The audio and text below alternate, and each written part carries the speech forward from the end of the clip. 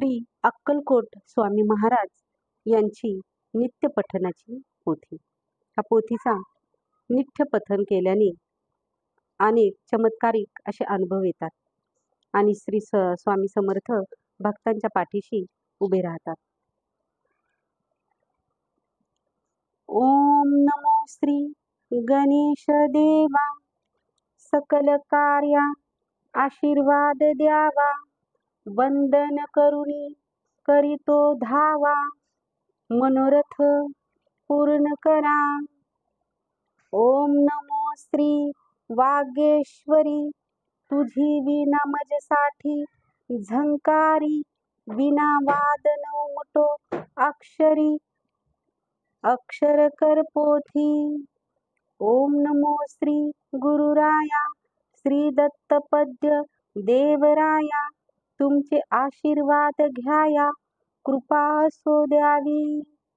ओम नमो श्री अक्कलकोट स्वामी राया, तुमचे अलौकिक चरित्र गावया, पडतो मी तुमच्या पाया, शक्ती दे बा मला. तुम्हा लाभले बा सुंदर रूप, तरी तुम्ही आहात हो अरूप, हरण करावया सर्व भक्तांचे पाप, प्रकट झाला या भुवनी, तुमचे नाही ठाऊक काही, प्रकट झाला ते कुणी पाही, दर्शने तुमच्या आनंदे दाही, दिशा उजळल्या.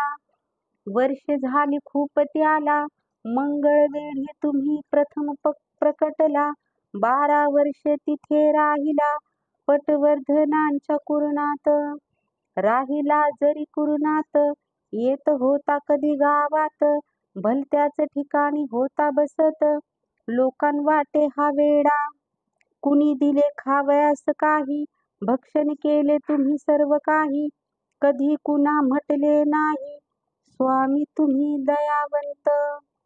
जरी भक्त होते 5 एक, बाळकृष्ण बुवा त्यातील एक, स्वामी निष्ठा होती त्यांची नेक, नित्य भेटावयास येत, वाट पाहत उभे राहत, स्वामी कमरेवरती हात ठेवून, मूर्ती त्यांची सुंदर नामी, सर्वांना दर्शन देई. बाळकृष्ण बुवांची कीर्ती मोठी, मंगळवेळी ते जगजेठी, तरी स्वामी चरणा मारण्या मिठी, धावत येत कुरणी. बाळकृष्णे चमत्कार जरी केले अनेक, तरी ते होते स्वामींचे सेवक, हाच मोठा चमत्कार म्हणे प्रत्येक, त्याची खून राहिली आकाशी. स्वामी गेले एके दिवशी, द्विजोबा होता गावाच्या वेशी, दशमी मागितली स्वामींनी चटदिशी, द्विज तेव्हा थर कापला, वदला स्वामी गाय दूध देईना, कशी दशमी देऊ सांगाना, भुकेली सगळी माझ्या सदना, क्षमा कराल ना मजला. द्विजाकडे पाहून स्वामी हसले, गायीच्या पाठीवरून माये भरले, प्रेमाने मग हात फिरवले, म्हटले दूध दे ग आई. स्वामींच्या हस्तस्पर्श चमत्कार घडला, दुधाचा मग पाऊस पडला, द्विज आश्चर्यचकित जाहला, वाकला स्वामींच्या चरणा. द्विजा दे मज आता दशमी, युक्ती सांगेन मग मी तुझ नामी, भिवू नको पाठीशी आहे मी, वदले प्रेम भरे स्वामी. दशमी करुणी सायंकाळी, धावत आला ब्राह्मण जवळी, स्वामींच्या चरणांकवळी, वदला धन्य तुम्ही स्वामी. मंगळवेळी घडल्या कितीक घटना, चमत्काराच्या स्वामी लीला नाना, समर्थ कीर्ती भिडली गणना, प्रकटल्या कथा मागुनी कथा. एक साळी स्वामींचा भक्त जाहला, भिक्षेवरी त्याचा चरितार्थ चालला, दारिद्र्याने पिचत राहिला, परिस्वामी निष्ठा ढळ.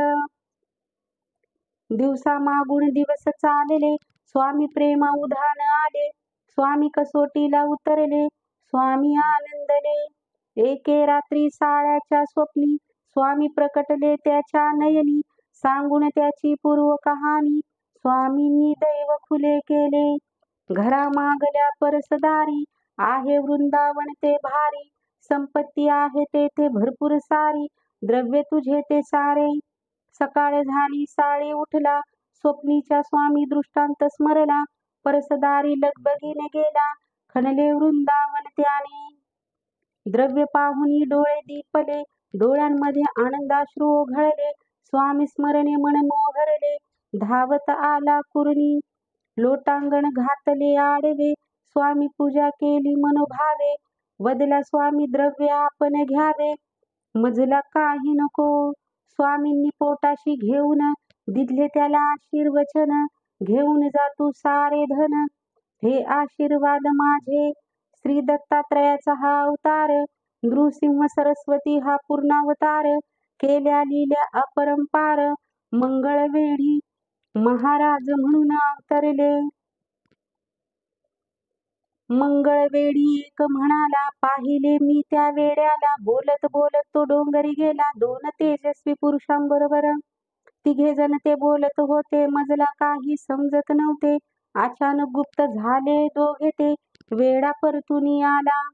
गृहस्थ होता तो पाहणारा, उलगडला त्याला भाग्य पिसारा. प्रकार विलक्षण घडला होता सारा, होते ते श्री दत्त दर्शन. सोडण्यापूर्वी मंगळवेढे महाराजांनी सोडवले कोडे. दत्त दर्शनाचे असतात वेगळे पाढे, समजून घेण्याचे. मंगळवेढे सोडून निघाले महाराज, पंढरपुरी अवतरले. तेथून ते मोहळास गेले, तेथे घडले काही चमत्कार. दुधडी वाहत भीमा होती, नावेमध्ये जागा नव्हती. हात जोडून पाहिले वरती, निघाले पाण्यावरून चालत